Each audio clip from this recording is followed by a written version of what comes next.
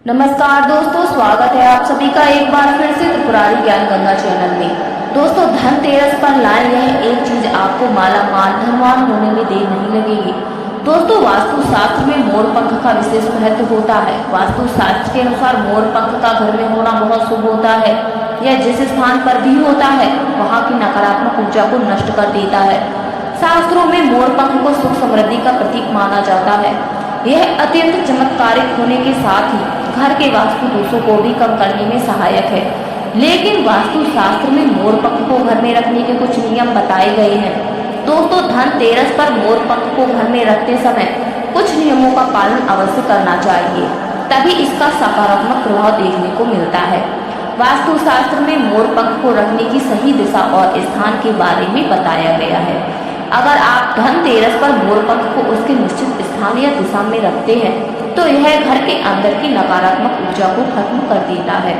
मोर पंख को घर में रखने के बहुत फायदे हैं, लेकिन धन संपत्ति के आकर्षण के लिए इसका सबसे अधिक प्रयोग किया जाता है। अगर आपके घर में पैसे की तंगी है, धन का खर्च अधिक होता है, घर में पैसा नहीं आता है, तो आज धनतेरस के दिन आप अपने घर में मोर पंख जरूर लेकर आएं और उसे सही दिशा में स्थापित करें। यह आपके आय में धन में वृद्धि करेगा। वास्तु शास्त्र के अनुसार घर में कितने मोर पंख रखने चाहिए, इस रहस्य को भी बताया गया है। तो आइए जानते हैं धनतेरस पर मोर पंख से जुड़े वास्तु नियम। दोस्तों, हम सबसे पहले जानते हैं मोर पंख के धार्मिक महत्व के बारे में। हमारे प्राचीन शास्त्रों में मोर पंख को इतना महत्व क्यों दिया जाता है? दोस्तों, हमारे प्राचीन पुराणों में मोर पंख को एक चमत्कारिक यंत्र माना गया है। इसका प्रयोग कई प्रकार के तांत्रिक क्रियाओं में किया जा रहा है। तंत्र साधनाओं में इसका प्रयोग करके सम्मोहन, शत्रुनाश तथा बुरी शक्तियों को नष्ट किया जाता था। इसके अलावा ज्योतिष विद्या में मोर पंख का प्रयोग किया जाता है। ज्योतिष शास्त्र में मोर पंख से जुड़े उपाय भी बताए गए हैं। मोर पंख घर से बुरी शक्तियों को दूर रखता ही है, साथ में सर्प जैसे विषैले जानवर घर में प्रवेश नहीं करते। इसीलिए वन में निवास करने वाले लोग इसे अपने घर के बाहर रखते थे। मोर से जुड़ी पुराणों में कई कथाएं लिखी हुई हैं। पक्षी शास्त्र में मोर से जुड़ी एक कथा का वर्णन मिलता है। प्राचीन युग में संध्या नाम का एक असुर हुआ करता था। वह बहुत ही शक्तिशाली, बहुत बड़ा तपस्वी था।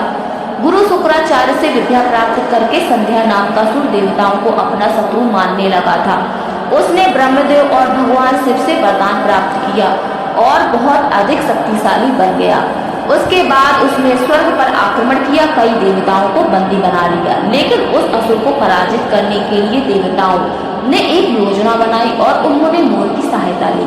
सभी देवताओं और 9 ग्रह मोर के पंखों में विराजित हो गए, जिसमें मोर अत्यधिक शक्तिशाली बन गया। विशालकाय रूप धारण कर उस मोर ने संध्या असुर पर आक्रमण कर दिया। इस युद्ध में संध्या असुर का वध हो गया और देवताओं को उनका आधिपत्य फिर से प्राप्त हुआ। सभी देवताओं ने मोर की प्रशंसा की और उसे ही पूजनीय होने का वरदान दे दिया। तभी से मोर को और भी पवित्र माना जाता है। जिस स्थान पर भी मोर पंख होता है वहां पर 9 ग्रह का अशुभ प्रभाव नहीं पड़ता और ना ही कभी धन का अभाव होता है। दोस्तों, केवल ऋषि मुनि देवता ही नहीं बल्कि भगवान श्री कृष्ण भी मोर की प्रशंसा करते हैं। भगवान श्री कृष्ण ने मोर की श्रेष्ठता का वर्णन किया है और उन्होंने मोर के पंख को अपने मुकुट में धारण करके मोर के श्रेष्ठ होने का प्रमाण दिया है। मोर पंख के बिना भगवान श्री कृष्ण कहीं पर भी नहीं जाते हैं। श्री कृष्ण कहते हैं मोर शांति और प्रेम का प्रतीक है।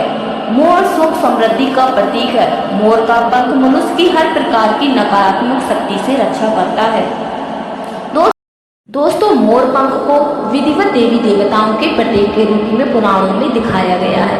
माता लक्ष्मी, माता सरस्वती, भगवान श्री गणेश, भगवान कार्तिकेय जी, ऐसे अनेक देवी देवताओं का संबंध मोर पंख से जोड़कर दिखाया जाता है। माँ लक्ष्मी धन संपत्ति ऐश्वर्य प्रदान करने वाली देवी है। माँ लक्ष्मी को मोर पंख अत्यंत प्रिय है। माँ लक्ष्मी के पास मोर पंख रखने से माता प्रसन्न होती है, जिससे आपके घर में धन का अभाव कभी नहीं होता। तो दोस्तों, इस धनतेरस अपने घर पर मोर पंख जरूर स्थापित करें।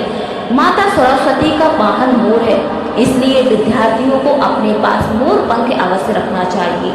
यदि आप अपने घर में बांसुरी में मोर पंख डालकर अपने घर में रखते हैं तो इससे घर में धन की बरकत होती है और परिवार में सुख शांति का वातावरण का निर्माण होता है। दोस्तों हमारा घर एक मंदिर की तरह होता है। अगर इसमें रहने वाले सदस्य रोज आपस में झगड़ा करेंगे, कलह करेंगे, तो ये घर कम लगेगा, युद्ध का मैदान ज्यादा लगेगा। वास्तु शास्त्र के अनुसार प्रत्येक घर में नकारात्मक ऊर्जा फैलाने वाली चीजें मौजूद होती हैं। इन वस्तुओं के बिना हमारा घर नहीं चल पाता है। इन वस्तुओं को तो हम बाहर नहीं निकाल सकते, लेकिन उस नकारात्मक ऊर्जा को अवश्य बाहर निकाल सकते हैं। इसके लिए हमें मोर पंख का प्रयोग करना चाहिए।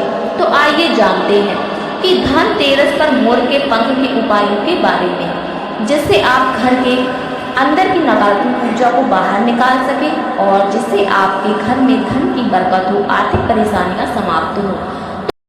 तो आपको इस धनतेरस मोर के पंख रखना चाहिए और इन जगहों पर मोर पंख रख देते हैं तो आपके घर में सकारात्मक ऊर्जा बनी रहेगी, जिससे आपके घर में धन की बढ़ोतरी होगी, आय के नए नए स्रोत खुलेंगे, व्यापार व्यवसाय में लाभ होगा।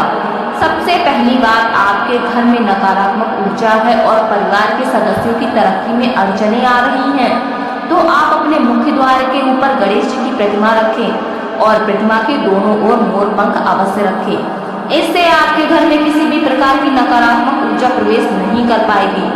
यदि आपका मुख्य द्वार वास्तु शास्त्र के नियमों के विरुद्ध है, तो आप मुख्य द्वार पर 3 मोर पंख अवश्य रखें। इससे वास्तु दोष तो समाप्त हो जाएंगे। दूसरी बात, ग्रहों के बुरे प्रभाव से बचने के लिए, अगर घर के सदस्यों पर ग्रहों का बुरा प्रभाव है, ग्रहों की स्थिति खराब चल रही है, तो मोर पंख लें और उस पर गंगा जल अथवा शुद्ध जल का छिड़काव करें। फिर इसे ऐसे स्थान पर रख दें जहां पर यह किसी को ना दिखाई दे।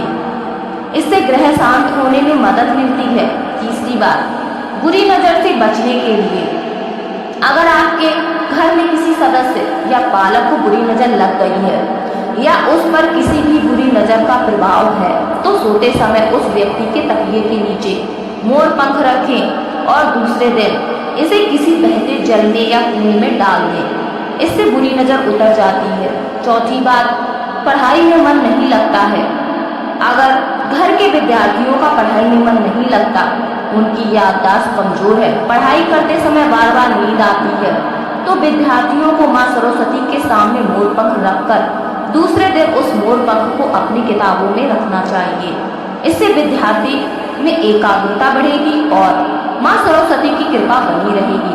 5वां उपाय, दुष्ट शत्रुओं से छुटकारा पाने के लिए, अगर कोई शत्रु जानबूझकर आपको परेशान कर रहा है, बार बार आपको नुकसान पहुंचाने का प्रयास करता है, तो मंगलवार के दिन हनुमान जी के मंदिर जाएं और उनके मस्तक का सिंदूर मोर पंख पर लगाएं और सुबह के समय बिना नहाए हुए ही इसे बहते हुए जल में प्रवाह कर दें या फिर कुएं में डाल दें। इससे शत्रुओं से छुटकारा मिलता है। 6वीं बात, मनवांछित फल की प्राप्ति के लिए, अगर मन की कोई इच्छा अधूरी है या कई दिनों तक कोशिश करने के पश्चात भी मनवांछित फल की प्राप्ति नहीं होती, कार्यों में बार बार रुकावट आ रही है, तो आप राधा कृष्ण के मंदिर में जाकर के भगवान श्री कृष्ण को मोर का पंख चढ़ाएं अथवा घर पर ही अपने पूजा घर में श्री कृष्ण की मूर्ति पर मोर पंख लगाएं और अपनी इच्छा उनके सामने प्रकट करें। 7वीं बात, अगर पति पत्नी के बीच तनाव हो, घर में कलेश है, बार बार झगड़े होते हैं, आपसी प्रेम कम होने लगा है, तो उनके बेडरूम में दक्षिण पूर्व दिशा में मोर का पंख रख देना चाहिए। इससे दोनों के बीच प्रेम बढ़ेगा एवं आपसी मनमुटाव कम होगा। 8वां उपाय, धन में वृद्धि के लिए, अगर धन की कमी है, अचानक धन खर्च होने लगा है, घर में धन की बरकत नहीं हो रही है, आता कम है और धन खर्च ज्यादा होता है, धन घर में नहीं टिकता है, तो घर में तिजोरी अवश्य बनवाएं। तिजोरी रखते समय ध्यान रहे, तिजोरी को पश्चिम की दीवार से सटाकर रखें और उसका मुख पूर्व दिशा की ओर हो। इससे देवराज की कृपा दृष्टि बनी रहेगी। साथ ही मां लक्ष्मी की पूजा में मोर पंख रखकर उसे तिजोरी में रखें। इससे घर में सुख समृद्धि आती है और धन की कभी भी कमी नहीं होती।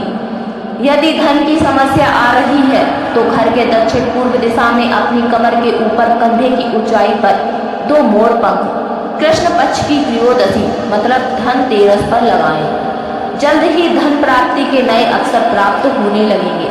दोस्तों, मोर पंख का आपके न सिर्फ आपके घर परिवार के सदस्यों के जीवन में सुख समृद्धि लेकर आएगा, तो दोस्तों उम्मीद है आपको यह जानकारी पसंद आई होगी। दोस्तों कमेंट बॉक्स में जय मां लक्ष्मी अवश्य लिखें। दोस्तों आप सभी से निवेदन है कि अगर आप हमारे चैनल पर नए हैं और अभी तक आपने हमारे चैनल को सब्सक्राइब नहीं किया है तो कृपया करके हमारे चैनल को सब्सक्राइब करें, वीडियो को लाइक करें। धन्यवाद।